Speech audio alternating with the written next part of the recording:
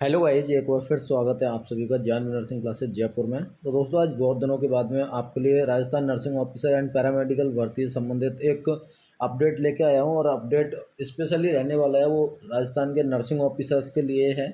आप सभी ने टाइटल और थंबनेल देख ही लिया होगा कि नर्सिंग ऑफिसर में कितने जो रिजर्व कैटेगरी कैंडिडेट्स हैं, वो कितने कैंडिडेट्स हैं वो अनरिजर्व कैटेगरी मतलब जनरल में क्रॉस करके जाएंगे। और 310 ही कैंडिडेट क्यों लिए हैं, इसके पीछे क्या लॉजिक हो सकता है, हम पूरे डिटेल में बात करेंगे।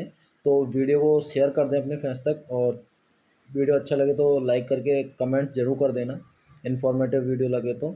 और चैनल पर नए हो तो चैनल को सब्सक्राइब कर लेना दोस्तों। साथ ही साथ आपको ऑफिशियल पीडीएफ और न्यूज़ कटिंग चाहिए तो आप हमारे टेलीग्राम ग्रुप है वो ज्वाइन कर सकते हो। अभी मैंने ये बैटिंग फॉर नेटवर्क दिखा रहा है क्योंकि फ्लाइट मोड पे कर रखा है। यहाँ पर आपको सारे के सारे जितने पीडीएफ वगैरह न्यूज़ कटिंग होती हैं वो सब मिल जाती हैं, यहाँ पर अवेलेबल होती हैं। तो यहाँ पर ही हम हमारा जो पीडीएफ है आज का वो ओपन कर लेते हैं।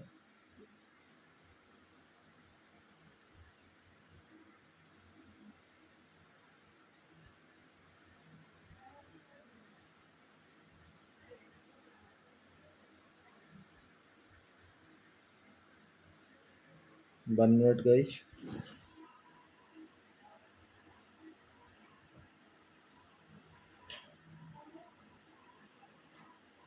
फाइल ओपन नहीं हो पा रही है ड्यू टू नेटवर्क इशू हो सकता है, क्योंकि मैंने फ्लाइट मोड पर डाल रखा है। एक बार और चेक कर लेते हैं, अदरवाइज फिर अपन व्हाट्सएप पे चलेंगे। डिसमिस यू आर ऑफलाइन और ये पीडीएफ। चलिए अपन व्हाट्सएप पे चलते हैं सीधा ही। तो ये रहा अपना व्हाट्सएप, यहाँ से अपन इसको ओपन कर लेते हैं पीडीएफ को। तो भाई, ये आपने देख लिया होगा टाइटल और थंबनेल, किस कैटेगरी कितनी कैंडिडेट्स जनरल क्रॉस करेंगे, नर्सिंग ऑफिसर में कितनी परसेंट तक हो सकता है फाइनल सिलेक्शन, और अनरिजर्व में 310 ही कैंडिडेट क्यों किए हैं क्वालिफाई।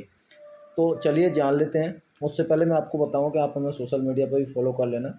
DK सोनवाल 23 इंस्टाग्राम है, और जानवी नर्सिंग क्लासेज के नाम से भी इंस्टाग्राम है हमारा। तो सभी प्लेटफॉर्म पे आपको जानवी नर्सिंग क्लासेज के नाम से मिल जाएंगे, या फिर आप हमें व्हाट्सएप पर कॉन्टैक्ट कर सकते हैं, व्हाट्सएप नंबर है। सबसे पहले हम बात करें कुल सीट। तो नर्सिंग ऑफिसर की जो टोटल सीट थी वो कितनी थी guys? 8,750 total number of seat थी, जिसमें इनको कैटेगराइज किया है हमने, क्योंकि जो नोटिफिकेशन आया था वो 7,000 का ही नोटिफिकेशन आया था, और 7,000 से ही क्लासीफाई किया गया था उनको। लेकिन हमने यहाँ पर 8,750 का कैटेगरी वाइज यहाँ पर क्लासिफिकेशन किया गया है। आप देख सकते हो यहाँ पर अंडरजर्व की जो सीट हैं वो 2,846 हैं, ओबीसी की हैं वो 1,638 हैं, एससी की हैं वो 1,247 हैं, एसटी की हैं वो 936 हैं, एमबीसी की हैं वो 392 हैं, ईडब्ल्यूएस की हैं वो 787 हैं। तो एक कैटेगरी वाइज आपके टोटल नंबर ऑफ जो सीट्स थी वो है। उसके बाद में हम बात करेंगे कि क्वालिफाई कैंडिडेट कितने थे। जो 1.5 गुना कैंडिडेट बुलाए हैं डॉक्यूमेंट वेरिफिकेशन के लिए। आप अभी कमेंट्स मत करना कुछ भी, कि जो आपके अभी 600-700 की लिस्टें आ रही हैं, जो आज एडिशनल 5th लिस्ट आई थी नर्सिंग ऑफिसर की, तो उसका भी मैं आपको वीडियो के लास्ट तक बता दूंगा क्या रहेगा। टोटल क्वालिफाई कैंडिडेट की बात करें तो अंडरजर्व के अंदर 310 कैंडिडेट ही बुलाए थे। ऐसा क्यों, जबकि वैकेंसी तो थी यहाँ पर 2,846। तो ऐसा क्यों किया गया है, उसके पीछे क्या लॉजिक हो सकता है, तो वो लॉजिक मैं आपको बताऊंगा। पहले हम कैटेगरी वाइज देख लेते हैं। ओबीसी के अंदर 4,927 को बुलाया, ये 1.5 गुने से ज़्यादा हो गया दोस्तों। आप देख सकते हो यहाँ पे वैकेंसी 1,638 है ओबीसी की, और बुला लिया इतना, मतलब लगभग 3 गुना। तो ये कैसे क्या हो रहा है आपको समझ में नहीं आ रहा है, कोई बात नहीं, हम समझा देंगे। एससी में आप देख सकते हो 2,729 बुला ली, जबकि वैकेंसी 1,247 ही हो रही है टोटल।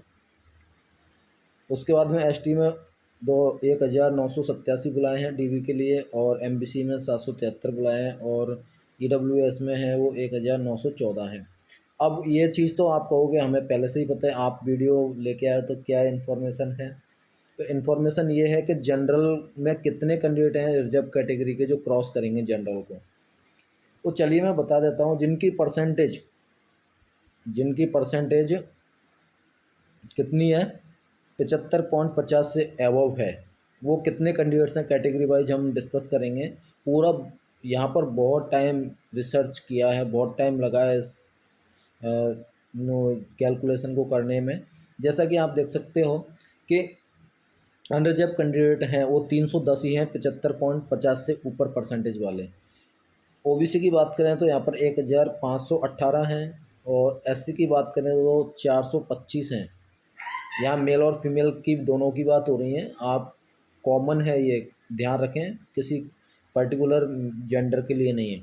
दूसरा एसटी में है वो 237 हैं, एमबीसी में वो 86 हैं, और ईडब्ल्यूएस में है वो 375 हैं। टोटल 2926 कैंडिडेट्स हैं। वो क्या है, 75.50 से ऊपर परसेंटेज जिनकी है वो कैंडिडेट्स हैं। इसका मीन्स मैं क्या कहना चाह रहा हूँ कि ये जो कैंडिडेट हैं 2926 टोटल हो रहे हैं, और वैकेंसी कितनी है 2846। तो लगभग 80 कैंडिडेट एक्स्ट्रा हो रहे हैं। तो 80 को हटा दो, बाकी के इसमें से जितने भी जो कैंडिडेट्स हैं वो जनरल कैटेगरी में जाएंगे, क्योंकि वैकेंसी यहाँ पर जनरल की 2846 हैं, और यहाँ पर डीबी के लिए क्वालिफाई कैंडिडेट हैं वो 310 ही है मात्र। तो यहाँ पर ये लॉजिक है कि इसलिए यहाँ पर क्वालिफाई कैंडिडेट 310 ही है, क्योंकि इतने हाई परसेंटेज वाले फिर जनरल कैंडिडेट्स मिल नहीं पा रहे हैं, या तो ये लॉजिक हो सकता है इनका, इसलिए वैकेंट रखी थी इतनी सीटें। क्योंकि फिर यहाँ पर ओबीसी के कैंडिडेट हैं वो इतने ज़्यादा हैं, यदि वो पूरा फिल कर लेते हैं जनरल की पोस्ट को डीबी के लिए, तो फिर ओबीसी वाले ऑब्जेक्शन उठाते, एससी वाले ऑब्जेक्शन उठाते, एसटी वाले ऑब्जेक्शन उठाते, है ना, एमबीसी ईडब्ल्यूएस। तो ईडब्ल्यूएस का तो मुझे पता नहीं है, मैं भी श्योर नहीं हूँ कि ईडब्ल्यूएस जनरल में जाता है नहीं जाता है। ईडब्ल्यूएस वाला वैसे जनरल में नहीं जाएगा जहाँ तक मुझे नॉलेज है। तो देखते हैं क्या रहेगा। तो ये कैंडिडेट हैं 2926, ये जनरल के उम्मीदवार हैं, ये जनरल क्रॉस करेंगे। अब ये जनरल क्रॉस करेंगे तो ओवरऑल अब मैं अब आपको बताऊं कि कितनी परसेंटेज तक, कितनी रैंक तक आपका सिलेक्शन हो सकता है कैटेगरी वाइज, है ना। तो यहाँ पर मैं आपको बता देता हूँ एक बार, और एक नीचे मैंने पीडीएफ अटैच की है।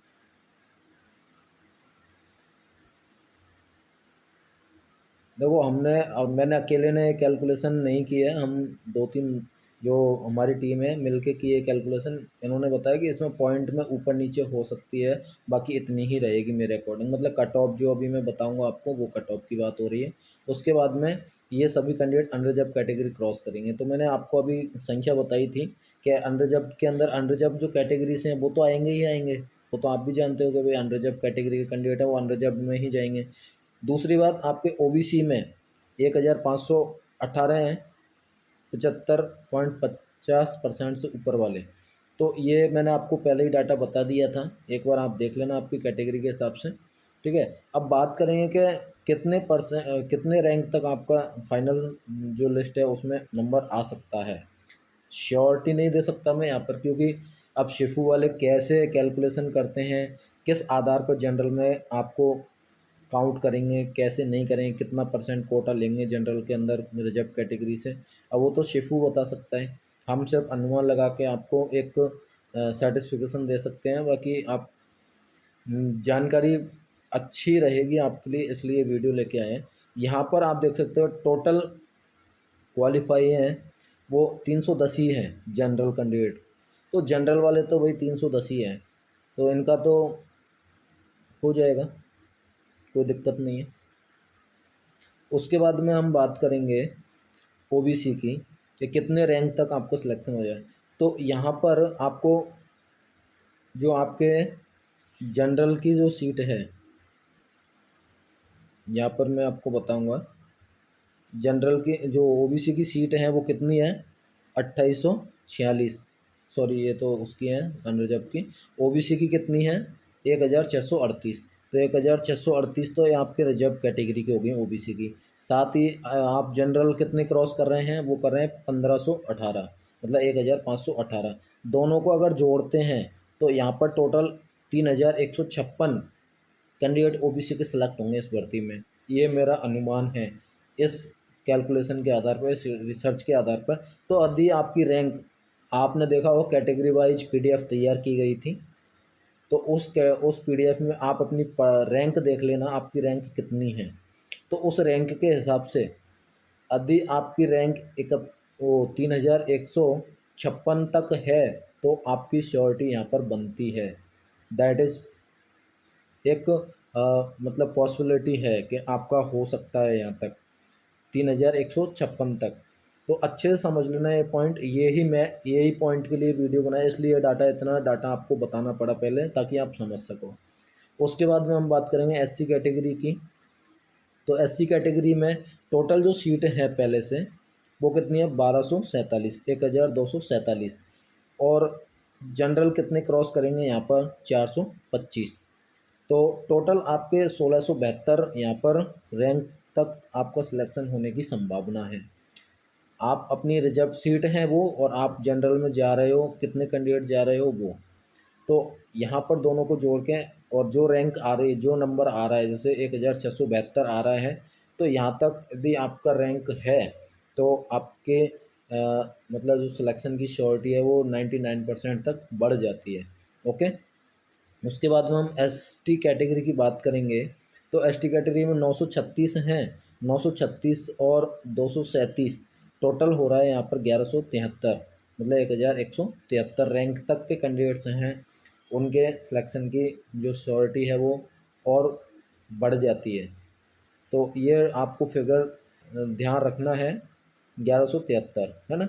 एमबीसी कैटेगरी के अंदर बात करें तो 392 और 86, तो यहाँ पर 478 रैंक तक के जो कैंडिडेट्स हैं उनकी पॉसिबिलिटी है वो बढ़ जाती है सिलेक्शन के लिए। ईडब्ल्यूएस में बात करें तो 787 पोस्ट हैं और 350 यदि ये लेते हैं जनरल में ईडब्ल्यूएस को। मुझे जहाँ तक नॉलेज है कि ईडब्ल्यूएस को जनरल क्रॉस नहीं करवाएंगे। अब उसका क्या रहता है वो शिफू पर डिपेंड करता है। तो यदि लेते हैं तो यहाँ पर 1137 रैंक तक, 1137 रैंक तक के जो कैंडिडेट्स हैं उनके जो सिलेक्शन की जो पॉसिबिलिटी है वो और बढ़ जाती है। और ये आपका जो इस रैंक तक आपको सिलेक्शन होने की संभावना है 99.9%।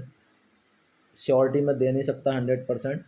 हमारी वीडियो हमेशा आप डिस्क्लेमर पढ़ लें, डिस्क्रिप्शन में डिस्क्लेमर रहता है, this video is only for educational information purpose, we are not responsible and accountable for any issues. Okay. तो ये चीज़ें आप देख लेना। अब मैं बात करता हूँ यहाँ पर इस कैलकुलेशन के आधार पर जो रैंक तैयार की है हमने कि इस रैंक तक इस कैटेगरी का सिलेक्शन हो जाएगा और इतने reserve category candidate general cross करेंगे, उस आधार पर जो फाइनल कट ऑफ जाने वाली है वो इस आधार पर निकाली है हमने। तो आप देख सकते हो यहाँ पर अनरिजर्व की है वो 75.62 रहने वाली है, एससी की है वो 65.37% रहने वाली है, एसटी की है वो 63.40% रहने वाली है, ओबीसी की है वो 68.76% रहने वाली है, एमबीसी की है वो 63.64% रहने वाली है। उसके बाद में ईडब्ल्यूएस की है वो 69.21% रहने वाली है। दोस्तों ये चीज़ है वो कॉमन है, मतलब ये परसेंटेज है वो कॉमन है, ऊपर नीचे हो सकती है। बाकी हमारी टीम ने भी यही कहा है कि इसमें पॉइंट्स में ऊपर नीचे हो सकती है, बाकी इतनी ही रहेगी मेरे अकॉर्डिंग। तो हमने जितना कैलकुलेशन किया है, जितना डाटा पर रिसर्च किया है, उस आधार से यही कट ऑफ निकल के आ रही है। ये कॉमन कट ऑफ है, मेल फीमेल की हमने कैटेगरी अलग नहीं की है। तो ये संभावना है कि इतनी ही कट ऑफ रहेगी फाइनल की। So I hope you get it all information and thanks for watching this video guys. बहुत लंबा हो गया लेकिन वीडियो आपने यहाँ तक देखा है तो आप सभी के लिए बहुत बहुत धन्यवाद। जय हिंद।